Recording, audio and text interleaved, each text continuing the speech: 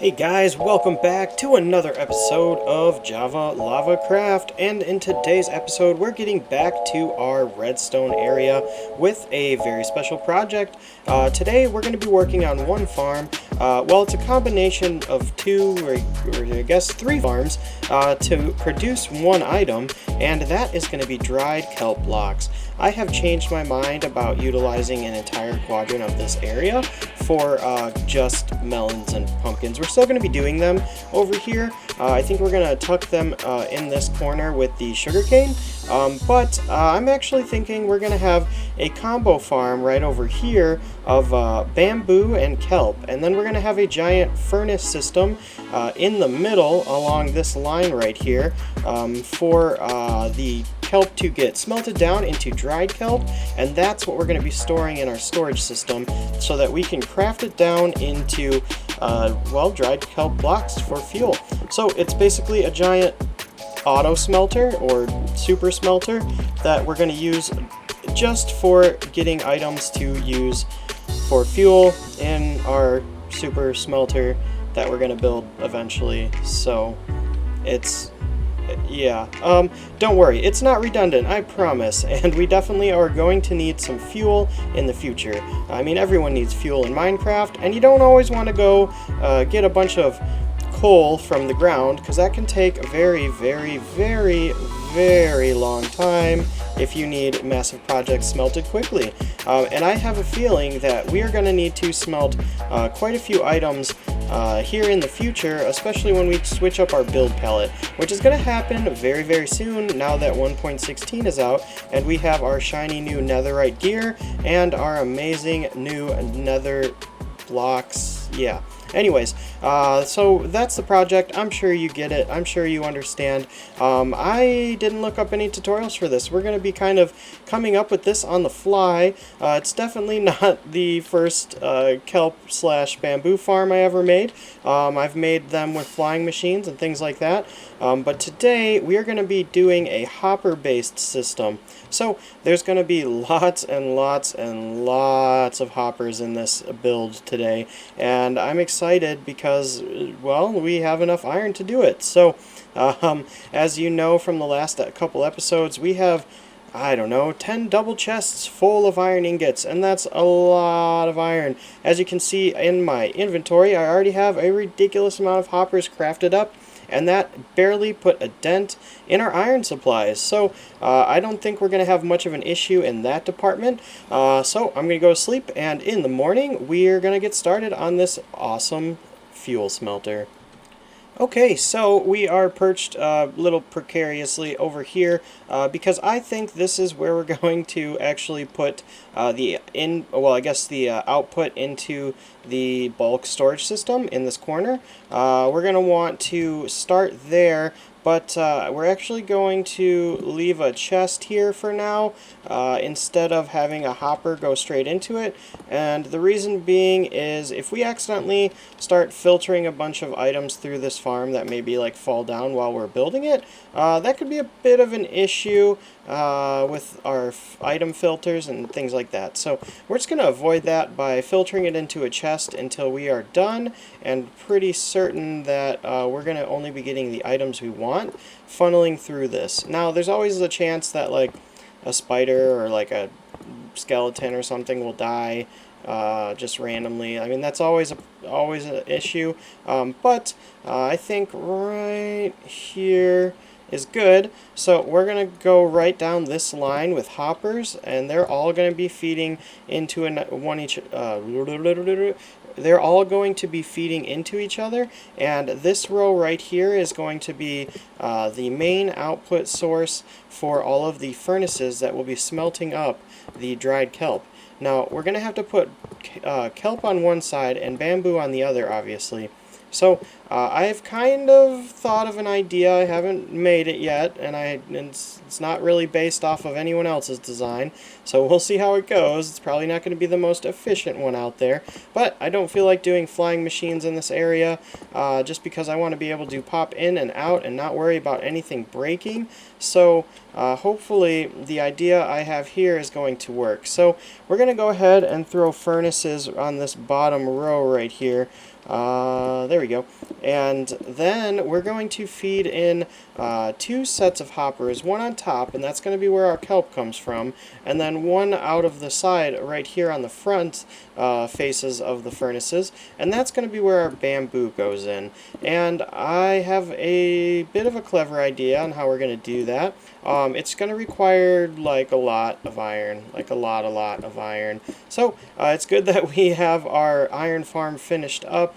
But let's see, so I'm not exactly sure how many hoppers or furnaces this actually is, but it is a lot, so that's fine. Alright, so we're going to put these hoppers in, and I'll be right back, and then we'll talk about the layout of the farm, and how it's going to be set up and how it's going to work.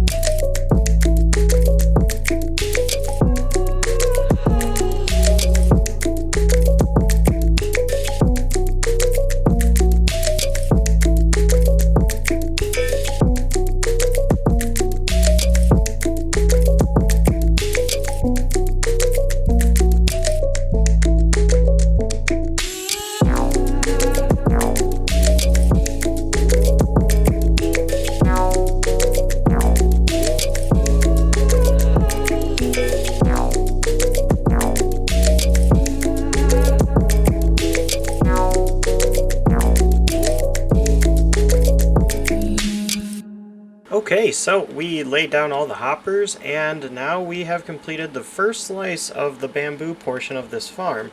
So, as you can see, it's pretty straightforward. These minecart hoppers are going to pick up any bamboo that is broken by these pistons, hopefully, and it is going to go straight into a furnace. And all of these hopper minecarts are locked into place with these blocks. I had to put some on the other side as well so they don't fall out. And then I had to break each of the rails underneath so that they didn't link up to these ones when we go to put the next slice in. And now we're going to repeat this process all the way down, and we might even do a second layer because we're going to need a lot of bamboo production to keep up with the kelp farm. So I guess I'll finish that up and then I'll be right back. Alright, and done. So we finished up those modules, and it was not easy. It took forever, and I'll tell you what, this is not only a bamboo farm, it is also a lag farm. It is very laggy. Only when I'm kind of near it, but if I'm flying anywhere in this area, I get a quick little lag spike whenever it fires. So I kind of split it off into 3 sections. So these observers right here are attached to redstone lines that basically detect when the sugar cane grows to this height, and I don't know why that one's not working. I'll have to look into that. But basically, once that observer updates the redstone, all of the pistons get fired. So let's see if we can make that happen. Ah, okay. So for whatever reason, this observer fires those pistons. I know that when this one grows, oh, let's see. So when that happens, oh, yep, there's the lag. It actually extends and retracts the entire pistons on this side. I did have to sacrifice one slice of this so that I could get the redstone to get the middle couple pieces right here. Unfortunately, I didn't really do the math. I told you we're just kind of doing this on the fly, and things don't always turn out perfect when you do that. Anyways, yeah, so I definitely suggest trying this out in a creative test world. Make sure you get all your measurements a maximum efficiency. Cool, so if we just come over right over here, you can see pretty much the same thing. I went with just one. Ooh, I went with just one on this side. Let's see if we can get a clutch ender pearl shot up there. Oh yeah, kind of. I don't know what I landed on, but it worked. Okay, right here, I believe if we put that right there, yep, all of that disappears. Alright, cool. So, good stuff. Now it is time to move on to the kelp portion of this farm so that we can start producing dried kelp. Okay, so we've built up one slice of our kelp farm, and it's going to be a little bit longer than the bamboo farm by just like one block. It's going to be a lot taller versus wider, which is good for what we need it to do. I think maybe we should only have this one module that just runs all the way back. I was thinking about doing a second one right behind it, but if we do that, we're probably going to have to put this, we're going to have to remake a second one of these so that the bamboo can keep up with the kelp. The bamboo is going to be used as fuel, obviously, to smelt the kelp, but bamboo does not smelt a lot of items. Anyways, I think that this should match up. I know that kelp grows a lot slower than bamboo. Bamboo is the fastest growing plant in the game, and I don't know how fast kelp is, but I feel like it's pretty standard. So, basically the way this works is we're going to plant our kelp on the dirt blocks, and we're going to have observers, and I think this time we're going to have one observer for each row, because it's going to be a lot easier to do that since we have so much more room to work with the redstone. In the back, because it's going to be basically open, there's redstone dots on top of the blocks powering the pistons, and every time the kelp block grows to the height that we decide it to grow to, for each level, it's going to fire all of the pistons for each row instead of having all of the pistons fire at once, because if that happens and the bamboo breaks at the same time, we might be in trouble. Anyways, I'm going to go ahead and build this whole thing up, do a little bit of the redstone for it, and put a massive glass box around it. So the problem with this is, like, yeah, it's a little bit more resource friendly because I'm only going to have one row of hoppers and 7 rows of pistons, but it's going to require a lot of glass. Kelp grows a maximum of 26 blocks, so that means this farm is going to go 26 blocks high from the very top module, which is like going to be way taller than our bamboo farm. So it's going to take lots and lots of glass. However, the one nice thing is I don't have to put walls in between each level because of the compact design that I kind of did. Since we don't have to worry about the collection being on the bottom for this farm, we're going to use water and the way it flows, and it's going to flow at the top into a row of hoppers at the end right here that is going to flow right into this line of hoppers, and yeah, it's going to be a beautiful thing. But a beautiful laggy thing. But I guess I'm going to go ahead and get that started. I would really like to start producing kelp so that my hoppers don't get completely crammed with bamboo, which they already are. So yeah, I guess we should get started on that, and I'll be right back. So we finished up the kelp portion of the automatic fuel generator, fuel kelp block maker thing. Anyways, as you can see, if you noticed the bamboo being broken behind me, let's see if we can see any kelp getting broken. And in fact, I have noticed a few problems with this farm, and number one biggest problem is it's very laggy. I know I said it's a lag generator already, and that remains to be true. As you can see, we have a bit of an issue with the kelp growing. It grows very, very slow. Very slow. About as slow as I'm falling, even slower.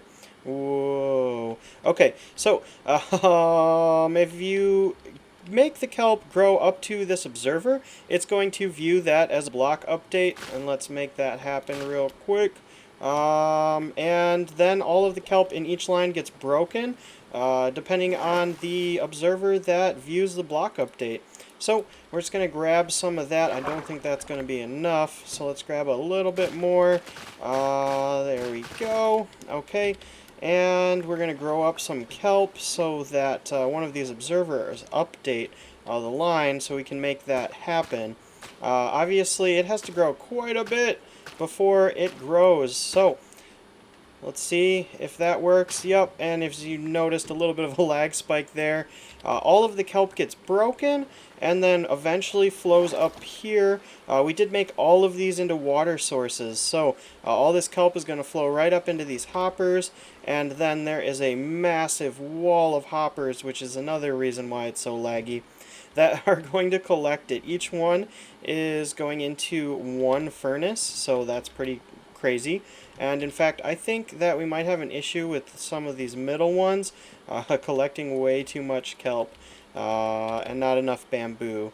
Alright, so hopefully if we fly down to the bottom we can see some of these furnaces working. Yep, so as you can see, these furnaces right here might not be getting enough bamboo. Yep, so there's no bamboo in here, no bamboo in there, and there is kelp. So we're going to have to figure out a solution for that, because I can't do this every time. This is a bit of a problem.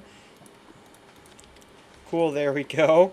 I mean, I guess we could. That one's got plenty, and no kelp. So anyways, most of these cells, or modules, I guess, each one is like a slice. Essentially, you could just have one long row if you wanted to make super simple kelp block farm. However, it is not super efficient at the moment. So all of these observers are just reading into each other and then pulsing this redstone line across the back here, which obviously powers the full row of pistons. Now, there's a bit of a problem. We have the observers all the way up here. So as you can see, it has to grow quite a bit, and that can be a bit of a problem. So I don't know how fast kelp grows, but it's not very fast. So we might need to increase production. Let me show you guys real quick exactly how much kelp we have actually collected. I have gone ahead and crafted it into some blocks, and we can definitely use that as fuel, and it's not terribly inefficient. As you can see, we got one double chest, and then all of these dried kelp blocks. However, I had to break most of the kelp to get that to where it is. Also, let's check our gunpowder. Yeah, we crafted a bunch of TNT, so we're running low on gunpowder. Our iron farm is cranking, though. We crafted all of these into iron blocks, and oh my gosh, I've never had this much iron. It is fantastic. Alright, so to fix this problem with the kelp farm, I think what we're going to need to do is change it up a little bit as far as the redstone goes, because I mean, look at that. That is not professional. We need to be professional here. We're professionals. So what we're going to do, I think, is try out daylight sensors, so that every time the day or night comes, it's going to send one pulse through the system and basically break all of these bamboo and all of those kelp, because I think 1 day's worth of kelp and bamboo, however, it not being a lot, it should be a little bit more efficient, I think. I don't know. I guess we'll see. Maybe we'll do a little bit of AFKing. So I'm going to show you guys how we're going to do that right now. Although I got to go to sleep first. So I'm going to go ahead and craft up some daylight sensors and some hoppers and get some sand and blah, blah, blah. And then I'll show you guys how it works. Alright, be right back. Okay, so we removed all the super awesome redstone that we had going on, and we installed this little guy right here, and it is night, and hopefully the morning comes soon so I can show this off to you guys. But basically, you see how all this bamboo grew super tall and did not get harvested? Well, basically every single day it is going to start to grow, right? And it's also going to grow at night because of these cute little shroom lights. And then once the day comes, it is going to pop all of them off like it just did there. And you can see this piston extended, and it created a 1-tick pulse, which broke all of the bamboo in this row. Well, half of the bamboo in this row, because we did our maths wrong. But over there on the other side, we're going to install the exact same thing, and it should work just fine. So we're going to go ahead and install like 10 more of these for the, I think I called this sugarcane. This is bamboo. Yeah, for the bamboo farm. And then we're going to do the same thing for the kelp. And hopefully we will be cooking up some dried kelp awesome goodies at a much faster rate. And hopefully by the end of the episode I should be able to give you guys the rates of this farm. However, it's not going to be perfect because there is several variables that are going to slow it down or make it a little bit inconsistent. So it should be plenty enough for what we need. So we're just going to go ahead and build up a couple more of these modules, and I will be right back. Okay, so we've essentially finished the dried kelp farm behind me. And every time that the sun rises or we go to sleep in this area, every single one of the kelp blocks and bamboo stalks is going to break, and it is going to filter into the furnace system. And let's go ahead and test that. I don't know if we're going to get daylight. Anyways, we're going to fly over to our bed, and as soon as we wake up, we should fly back over here and see that some of these furnaces are lit. We're also going to go ahead and go up top. Maybe the morning will come while we're over in this area. That'd be cool. But we're going to check and see. Okay, we got lots of things growing over here. When we stop by again, then basically all of the kelp should be down to just an age of 1, and so should the bamboo. So there's a few stalks in the back here. I think there's 2 that are never going to break, and that's because, once again, we did our maths wrong. But out of all of these bamboo, there's only going to be 2 that don't break, and I think that's fine. This farm is far from lossless, but let's go ahead and take a quick nap and see if it works. Oops, fell down there. Alright, so we're going to head over to our bed, which is all the way over here, and hopefully all of that bamboo that you can see in the top right hand corner should get broken. Let's see. Oh yep, there's a bit of a lag spike there, and there's the 2 bamboo that are still alive. Cool. So it looks like all of the bamboo got broken. Now let's double check the kelp. It should all be down to just 1. I see a bunch flowing through here, and it looks like nice.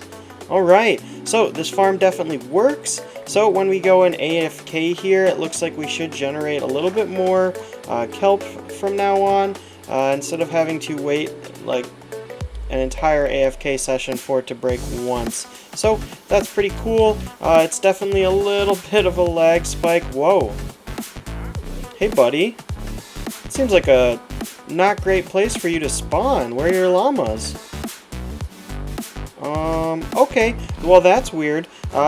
We definitely have to get rid of all of these blocks here floating in the abyss, because apparently not only mobs can spawn on them, but also wandering traders. Who would have known? And we actually did do a little bit of tidying up the walls to get rid of some of those spawns. just to A, make it safer, and B, increase the rates of our creeper farm. Yeah. A little bit of a problem we ran into with the iron golem farm as well is that, well, the endermen end up spawning like wherever, and then they teleport up here and they drop off dirt blocks, and then the iron golems actually spawn on those dirt blocks and kill our zombie. So that was a interesting little troubleshooting session I had to do in between clips, but we have found another zombie, replaced him, and basically all we need to do is spawn proof. I haven't seen it happen since I put torches everywhere. I don't know if that helps. We also had to put slabs on the bottom levels of some of the spaces where the endermen could teleport to in that area. But yeah, we need to get rid... Oh, hi there, buddy. Goodbye there, buddy. We're going to have to get a lot of, I guess, mob prevention done in this area, and we still have an entire wall to shave down and a little bit over there as well. I probably should have started with that wall because it's very dangerous when we're trying to sleep. Anyways, we have a lot of kelp now, and we should see some even more flowing into the system right now. It looks like it's pretty much finished production, so cool. Hopefully we can get these chests full of dried kelp blocks, because those are a great source of fuel, and now we don't even have to do anything, and fuel is just going to start pouring into our chests here. And yeah, I don't know if I'm gonna have time to AFK before the end of this episode, so unfortunately we're gonna have to wait until a future episode. Maybe I'll give you the rates of all of these farms when everything's finished, because they might be affected when we start adding a few more farms. That's right, we're going to be adding even more farms. I think I got about 3 more we're going to cram into this area. We don't want to make too many more. We actually added some sheep over there and some bees over there to see kind of how the lag would be when we have about as many as bees and sheep as we're going to need for our next few farms. And maybe a cactus farm? I don't know. Let me know down in the comments if there is a specific farm you'd like to see in this area. Obviously, we can't make certain farms in this area, and we're not doing any more mob farms, so sorry if that was your preferred farm to see. Anyways, that's gonna be about it for this episode. I really appreciate you guys watching, and as always, make sure you hit that like button if you really enjoyed it, and hit that subscribe button if you are excited to see even more content from the JavaLavaCraft world. And that's gonna be it, guys. Bye.